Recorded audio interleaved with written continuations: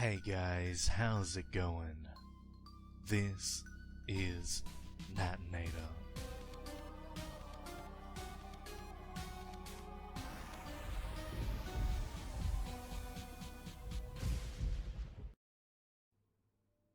I moved to London in 2011. The reason for my move to London is very simple, but holds a legend so shocking that I'm not even sure of its truth, only its impact. Up until 3 years ago, I lived in the town of Wickford, Essex. For those of you who are not well versed in the geography of southeast England, Wickford is, by definition, a shithole, made up of a high street with nothing bigger than a small WH Smith's, a cooperative, and a 99p store. It is a boring and scuzzy place, an urban cesspit. I didn't leave because of these factors. Running through Wickford is the River Crouch.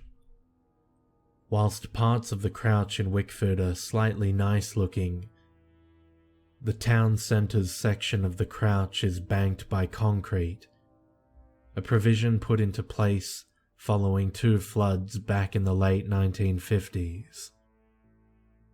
The result of this is a complex and very ugly tunnel system interlocking with the sewers. Now that I have provided sufficient context for the, perhaps true, myth, I will begin. In 1979, a pupil at a local secondary school, the name of which I genuinely don't know, adding to the idea that this legend is make-believe, was feared. His name was Jack Caden, and whilst a popular womanizer, his mean streak bordered on sadism. He relished in putting his other peers in pain, so much so that he made your average playground bully seem generous. Caden's good looks were unmatched, even though his grin was apparently wolf-like and deeply unsettling. On a fateful stormy night in the middle of winter 1979, a group of the more commonly targeted of Caden's antics felt that they had finally taken enough grief from him. They attacked him as he strolled down London Road. The group of 6 boys and 2 girls bagged him. They lugged the powerless Caden to underneath the London Road Bridge and to the partially concealed concrete Crouch Bank.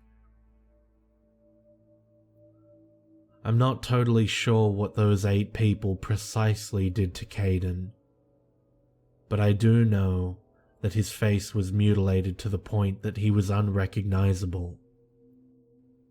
They then left him for dead. His body, however, was never found, and the police ceased their search for him 3 years later. In 1986, one of the girls was found naked at the same place that Caden had been mutilated. Her neck had been snapped, and her entrails were littered on the concrete of the bank.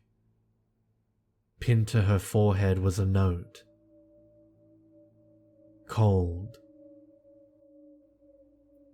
The police struggled to find a motive. The unmarried girl had just given birth to a daughter, but the confrontational father, who was not in a relationship with the girl anymore, had an alibi. Unable to find a convincing perpetrator, the case went unsolved. 6 months later, a young sewage maintenance officer was discovered by a co-worker. There were clear signs of a struggle. he'd been grabbed from behind and drowned in the water. Again, he was one of those who had attacked Caden. For a time just prior to my move to London, I attempted to research these murders. Unfortunately, the records for Wickford's local newspaper, the Weekly Echo, only exist from 1968 to 74, and then from 1995 onwards. The atmosphere that the supposed murders left was toxic, and the evidence enough for me to want to leave. I did find one article that worked as a kind of evidence. From June 1999 was the report of a 12-year-old girl's disappearance near the River Crouch. The author mentioned in passing that the girl's mother had died in 1986 under similar circumstances to the girl's disappearance. I still wonder today if this means that Caden was also after the children of his original victims. A further 4 of the boys that had played a part in the attack on Caden were gruesomely murdered in the late 1980s.